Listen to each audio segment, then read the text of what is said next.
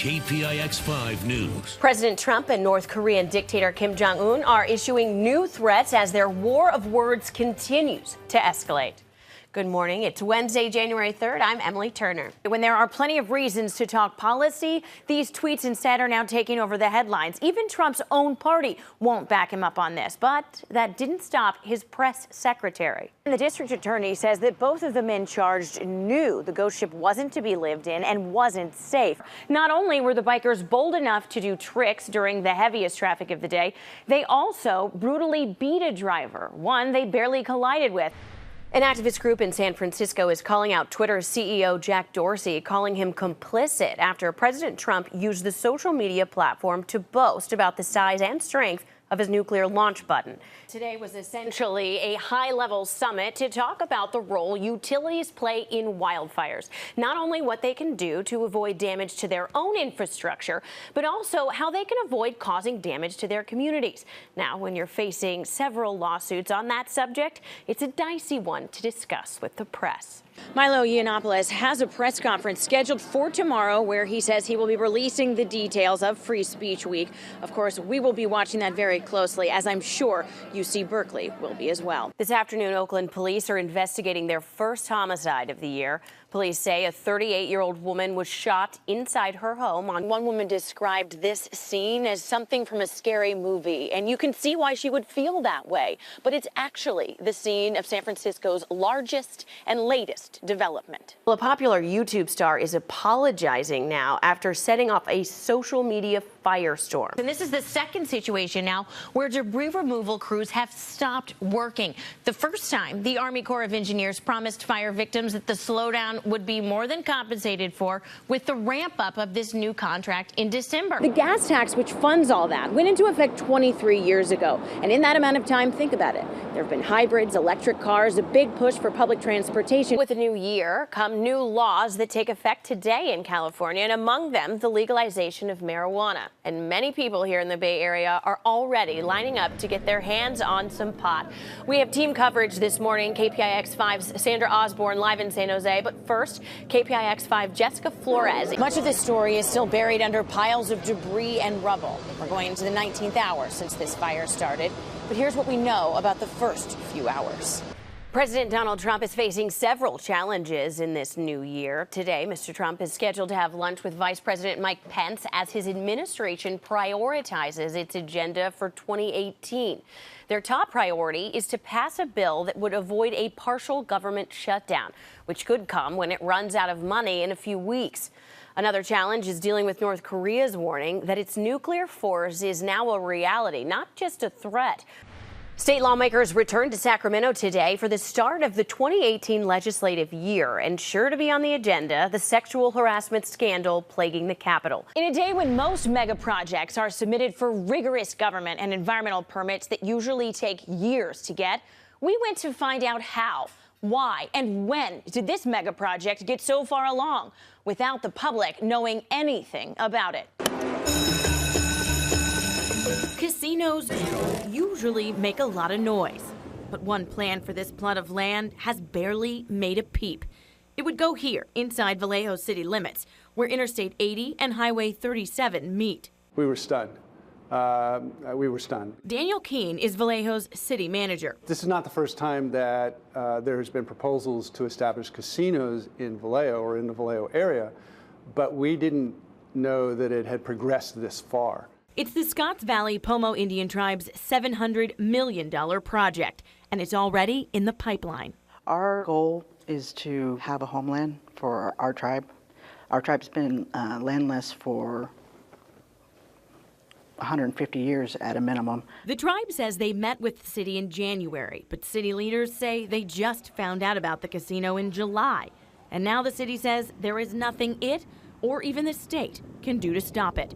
That's because Indian affairs are between the tribes and the federal government. It just strikes us as an effort to intentionally exclude the city and any other parties who might have concerns, legitimate concerns, about this. Here is how such a big project was off Vallejo's radar. In March of 2015, the Scotts Valley Band of Pomo Indians struck a deal with Integrated Resort Development, LLC, a Las Vegas-based casino development company. By the fall of 2015, the tribe identified the parcel of land and in January this year filed a claim with the federal government to have it declared their native homeland. They asked the Bureau of Indian Affairs to decide by September 5th of this year. Then, in August, the tribe filed paperwork for the most sensitive part of their plan, to build a casino. It's that paperwork that triggers notifications of the local and state governments.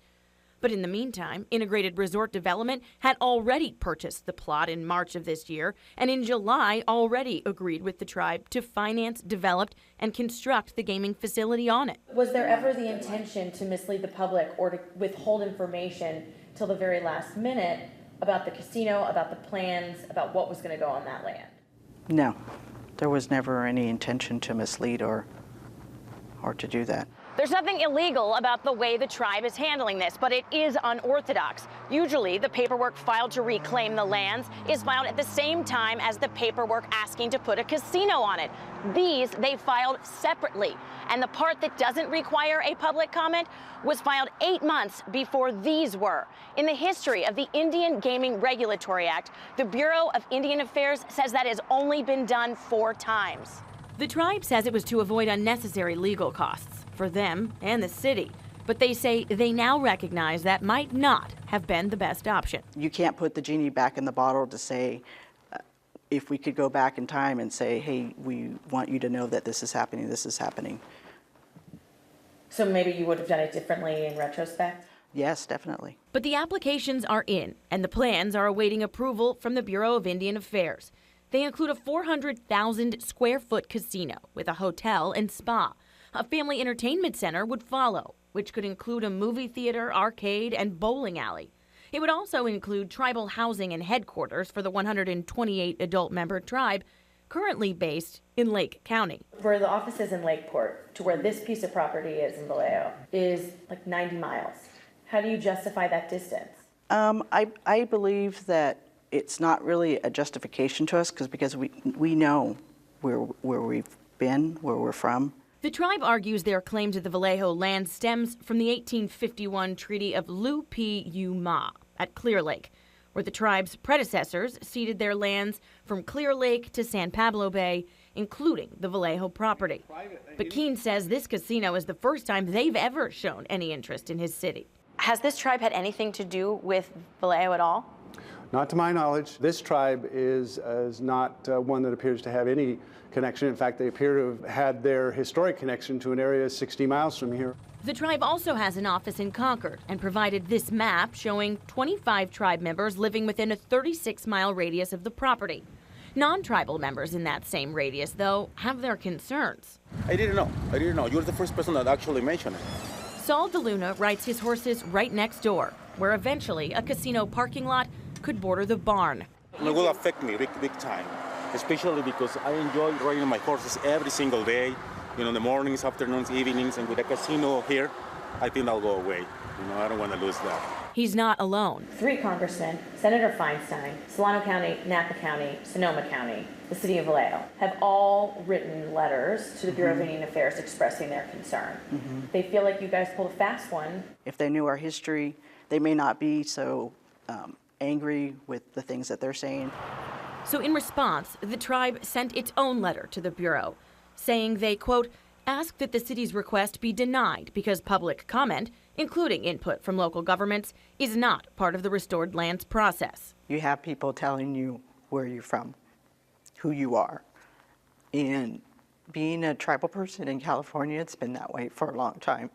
And a lot of our history that we're taught here isn't correct.